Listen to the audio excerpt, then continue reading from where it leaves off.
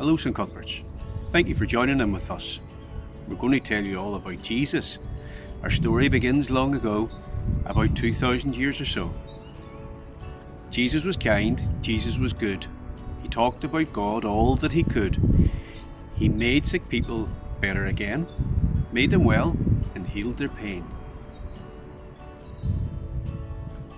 Many miracles he performed. He walked on water and calmed a storm. He fed 5,000 in no time.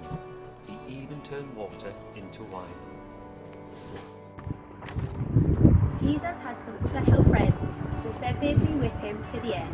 One day Jesus said to all of them, "Come on, let's go to Jerusalem." A very large crowd came to see Jesus riding there on a donkey. Branches and leaves they laid down as Jesus rode into the town. They clapped and cheered and said, "Hooray!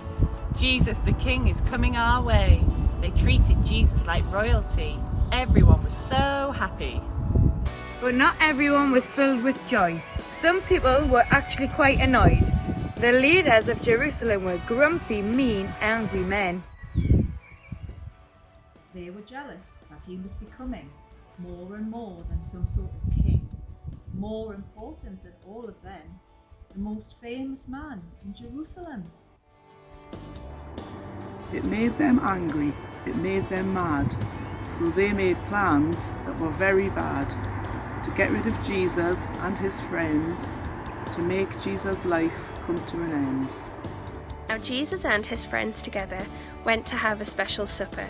While they were eating, Jesus did say that he would soon have to go away. This made his friends suddenly get very upset. Jesus, you see, was their best friend. They thought he'd stay with them right until the end. Then after everyone was fed, Jesus took some wine and bread.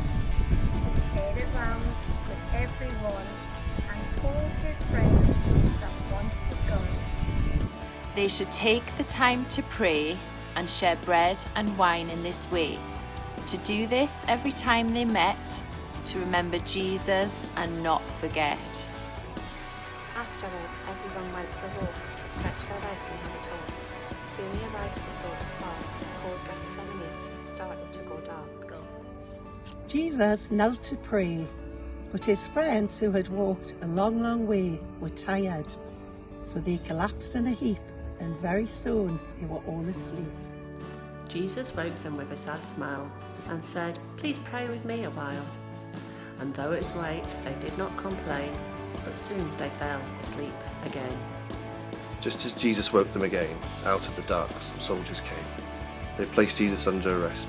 His friends ran away, frightened and stressed.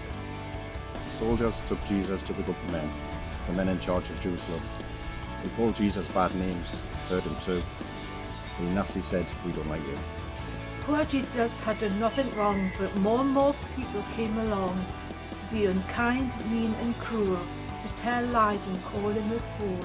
Jesus had done nothing but good, but they hung him out on a cross of wood. His friends and his mother stood and cried, as on the cross Jesus died. Though it was early in the day, suddenly the sun went away. The blue sky, which had been so bright, quickly turned as black as night. They buried Jesus in the grave, which was actually a big cave. In front of it, they rolled a stone. Then his friends sadly went home. When 3 days had been and gone, some friends of Jesus came along to see the cave and to pray, but wow, the stone was rolled away. Then an angel appeared to say, "Jesus, your friend has risen today. He's no longer dead, he's no longer in pain. Jesus is well and alive again." Over the next few weeks, Jesus spent lots of time with all his friends. They ate, sang, laughed and prayed, till one day Jesus had to go away. They walked to a town called Bethany. Then, with their friends on bended knee, Jesus lifted his hands up high and slowly he rose into the sky. His friends went off to tell everyone about Jesus they spoke and sung. because Jesus' final words, you see, were, "Go tell everyone all about me." We've clapped, danced and given a shout. We've learnt what Easter is all about. So all we have now left to do is say Happy Easter to all of you.